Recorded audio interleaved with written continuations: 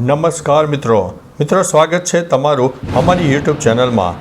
આજની વિડીયોમાં વાત થશે આજે તારીખ 30 સપ્ટેમ્બરથી લઈને 10 ઓક્ટોબર સુધી ગુજરાતમાં કેવું રહેશે હવામાન। અત્યારે ચોક્કસથી મિત્રો ગુજરાતમાં એક સાર્વત્રિક વરસાદનો માહોલ સર્જાયો છે। ભલે સેટેલાઇટ બેઝના માધ્યમથી તમને સિસ્ટમ ન દેખાય, પરંતુ હજુ પણ ગુજરાતમાં વરસાદની શક્યતા રહેલી છે।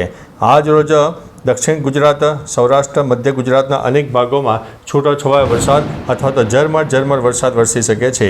આગામી મિત્રો 24થી 48 કલાક હજુ પણ ગુજરાતમાં વરસાદની શક્યતા રહેલી છે। એટલે એક તરફ ખેલૈયાઓ માટે માઠા સમાચાર છે, તો બીજી તરફ ખેતીના અમુક પાકને વ્યાપક નુકસાન પણ થાય તેવી શક્યતા દેખાઈ રહી છે। હવે મહત્વનું છે કે ગુજરાત અને તેની આસપાસ સર્જાયેલી વરસાદની સિસ્ટમને કારણે આગામી ઓક્ટોબરના કહી શકાય કે 10 ઓક્ટોબર સુધી હજુ પણ છૂટાછવાયા વરસાદની શક્યતા છે। અત્યારે ગુજરાતમાં એવરેજ વરસાદનું પ્રમાણ 115%થી વધુ છે, ત્યારે આગામી દિવસોમાં પણ સામાન્ય પર્સન્ટેજ વધે તેવી શક્યતા દેખાઈ રહી છે।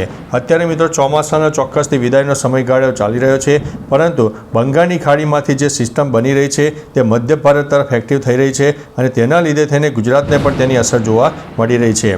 આ સિસ્ટમના કારણે દક્ષિણ ભારત હોય, મધ્ય ભારત હોય અને પૂર્વ ભારતના અનેક જિલ્લામાં હજુ પણ આગામી 10 દિવસ વરસાદની શક્યતા છે અને આ સિસ્ટમને કારણે ગુજરાતમાં પણ 10 ઓક્ટોબર સુધી છૂટોછવાયો વરસાદ થઈ શકે છે।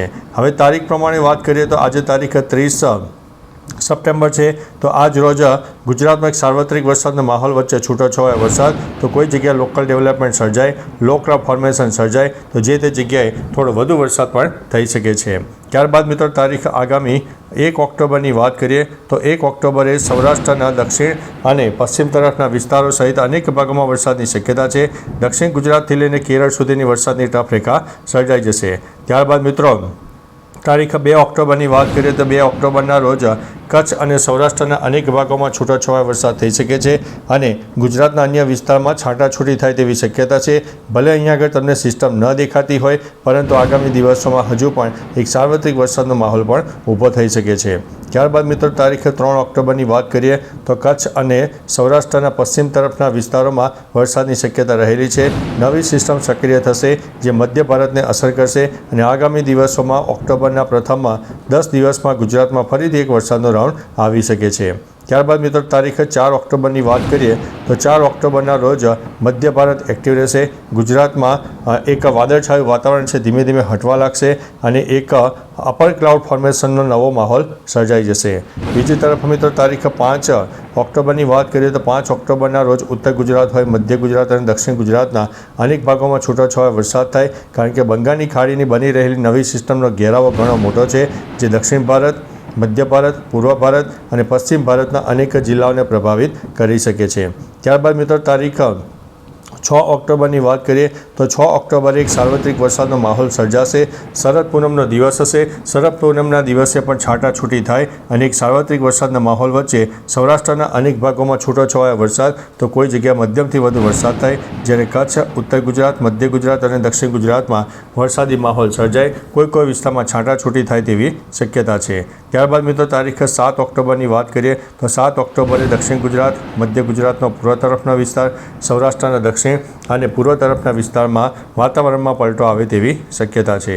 ત્યારબાદ મિત્રો તારીખ 8 ઓક્ટોબરની વાત કરીએ તો 8 ઓક્ટોબરે પણ મધ્ય ભારત, દક્ષિણ ભારત, પૂર્વ ભારતના અનેક જિલ્લાઓ પ્રભાવિત થાય, સૌરાષ્ટ્રના દક્ષિણી પટ્ટામાં સામાન્ય વરસાદી માહોલ જોવા મળશે। ત્યારબાદ મિત્રો તારીખ 9 ઓક્ટોબરની વાત કરીએ તો 9 ઓક્ટોબરે મધ્ય ભારત, દક્ષિણ ભારત, પૂર્વ ભારતના અનેક જિલ્લાઓ પ્રભાવિત થાય, જેના લીધે થઈને આગામી દિવસોમાં વરસાદ જોવા મળે।